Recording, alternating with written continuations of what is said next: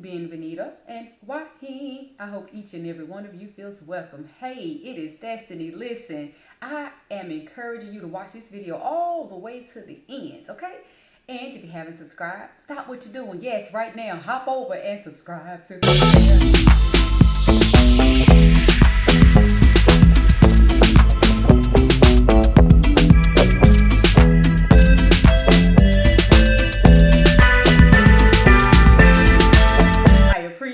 Okay, once I get through clowning, we can get into the topic, right?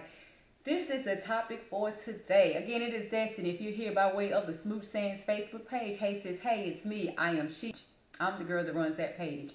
The topic is, are you prepared? For what, Destiny, you might ask? In your home, are you safety equipped, safety prepared? Are you cautioned? Are you just prepared for somebody to possibly come into your home uninvited? Yeah, I'm talking about a break-in. Let's talk break-ins. That's the topic, break-ins. The reason I want to talk about this is because I'm a complete nut. I am who I am, and you get what you get on camera, and it is my real, genuine, authentic self. But deep down, somewhere inside, I don't have good sense. Let's sit in that for a moment.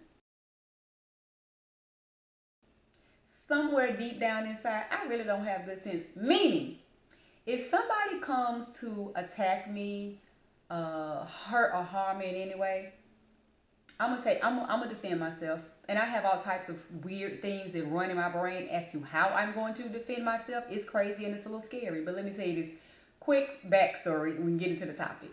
So I was trying to call my bank 2 days ago. And I missed dial by one number. Their number was something 285. I dialed 282. Well, while I'm listening to the recording, it's like, if you're press 1, do the prompts. We all know about the prompts. If you're press this prompt, press this number, press this number. And I entertained the prompts. I don't even know why. I'm not a senior citizen, despite how I may look to some of you, any of you, anybody, somebody, anybody but a dead body. I'm not a senior citizen. So my silly behind is entertaining the prompts saying, are you this age or older? Are you this? I don't know. It's just weird prompts. And I'm like, yeah, no, just answering the prompts.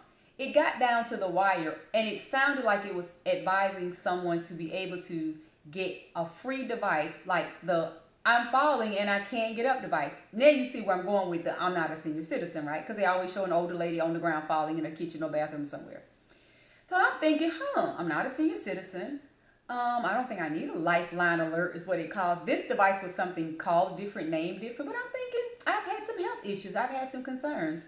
My caregiver has had to really come running several times to provide immediate care for me, and everything but a ring, ding, ding, bell have I had to assist me in some of those urgencies. So it might not be a bad thing despite the fact I'm not a senior citizen.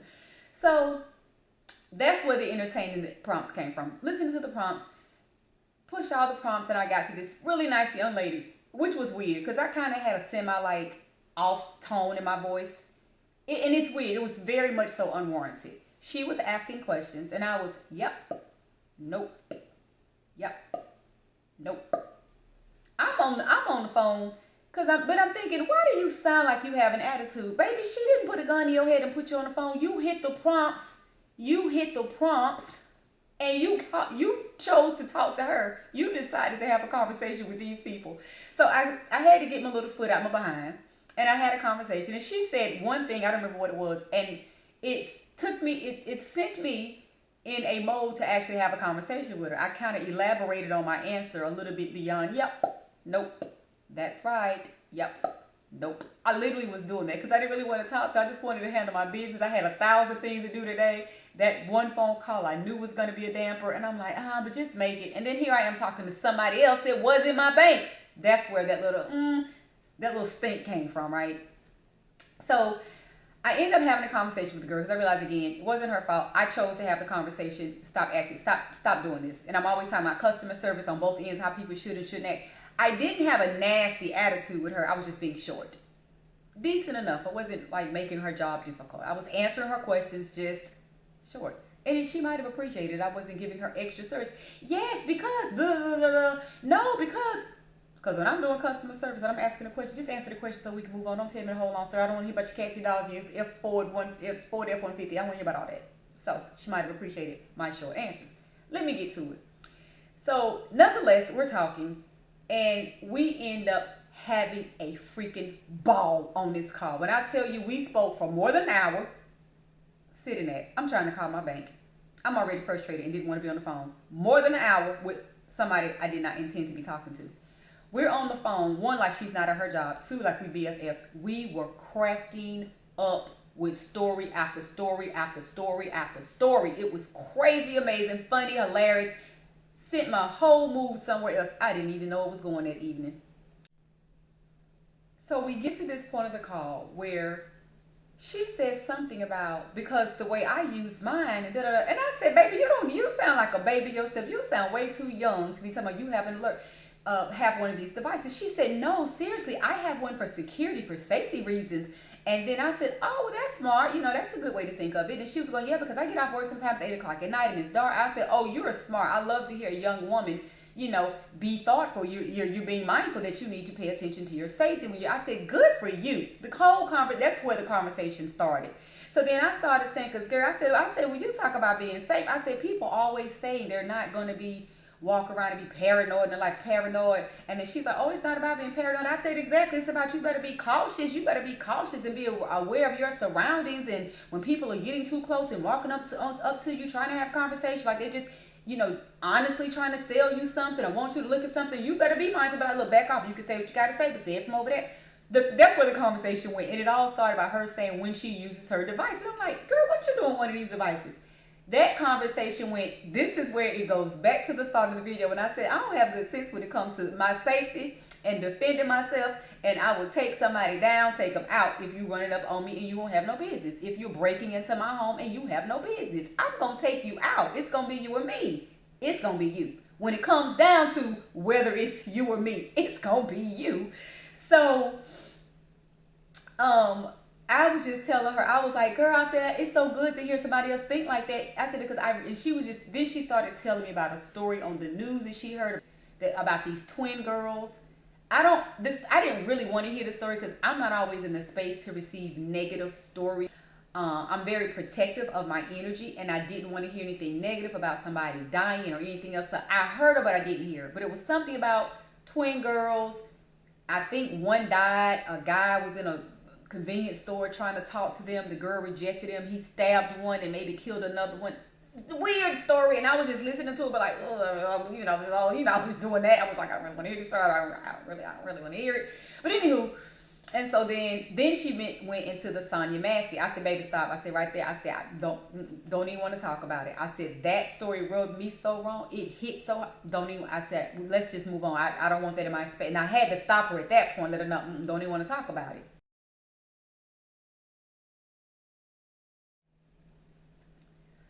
So we just went into this whole thing about, so when I told her I didn't want to talk about it, we went into this whole thing about her tactics and the way she thinks and how she's always mindful to be careful and always on guard and got to dukes up. And then we were just sharing stories back and forth. So that's what made the conversation so wild and funny. She was going, oh my gosh, and when I'm home, I do this. And when I get out of my car, I do this. And when I'm in the car, I do this. And I was going, and when I'm in my, that's what had the whole story hilarious.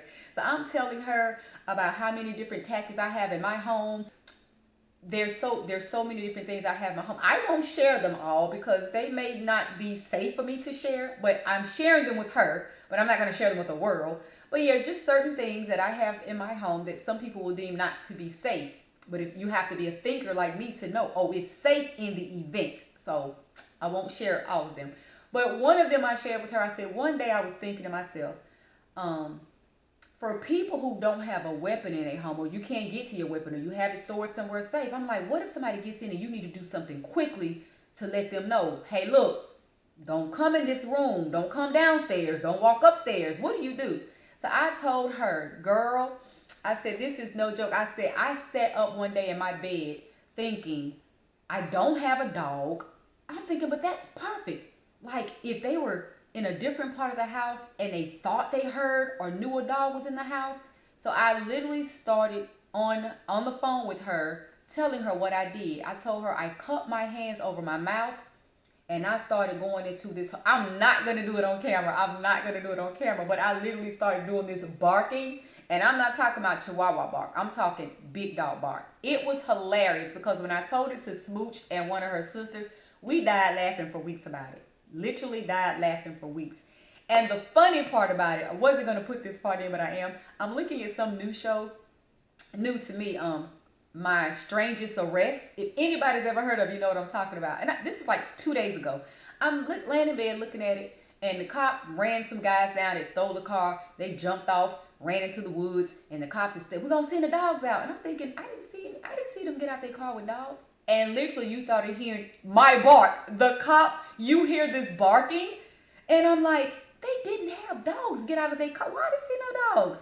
And the cop was doing my bark. I'm not gonna do it on camera again, but and I'm like, oh my gosh, I'm not crazy at all. I'm so not crazy. So after the fact, he was saying this little weird thing he has, a little gift he has, and he was doing it again, saying he don't know where he got it from. He just did it, and he uses it from time to time. And then he played around and said, maybe I'll use a cat. Meow. You know, he did that, but that was a human trying to bark like a dog, and you're not playing. You're trying to be serious about it.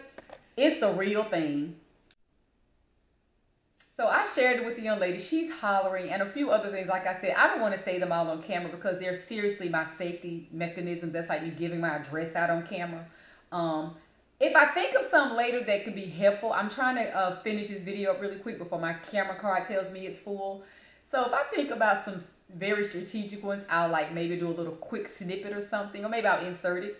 But we had a ball more than an hour on this phone, only for me to find out that I never called my bank. I called her by mistake. So yeah, it was the strangest ordeal. Like I needed that conversation or something. Anywho, listen, the point of the video, or the point of this topic, not only to tell you about this crazy story and then the cop I saw barking like a dog on his job, it's basically to ask you, do you have any safety mechanisms in your home? If you have a sliding glass door, most people already know, get you some type of big stick or something and put it there so somebody, and if they break the glass, that's a different thing. But if they're trying to just hit Jimmy Jim the lock and get in, they can't get in because they can't slide the door. That's one of the safety things I will share, because anybody with a patio sliding door should already know that one. That's kind of universal, I would think. Not something that I would be exposing, something that I shouldn't expose on camera. But yeah, if you have pets, you know, they trained to attack on command. You know, do you have your weapons somewhere safe, secure, but handily ready? Do you have an exit, escape route? Do you have those things in place? That's what this video is about. I'm saying it really quick because even if this camera cuts off on us, I've gotten that part out. I'm about to wrap it up, but if it cuts off, that's enough. Funny story, me trying to call my bank, end up talking to this young lady. We're going back and forth about our craziness of how we're always alert. And I told her in my head so many times in Walmart, I have attacked somebody. I have taken them by the neck, thrown them on the ground, stumped them nearly to death. Because sometimes they're walking up on you. They're strange. I said, now you don't look at me and know that's what's in my head. I said, but girl, in my head, I probably done tote up some stuff in Walmart because people are just navigating their space around me in a way that's not comfortable for me, or my space, and being in it too much. So we're cracking up laughing. But I really want you all to be mindful. Take away. First of all, drop some things out in the comment if you have anything to share, some safety things that don't really, you know, speak to anything too personal in your home or your life, your home or anything, but something that you can share with others.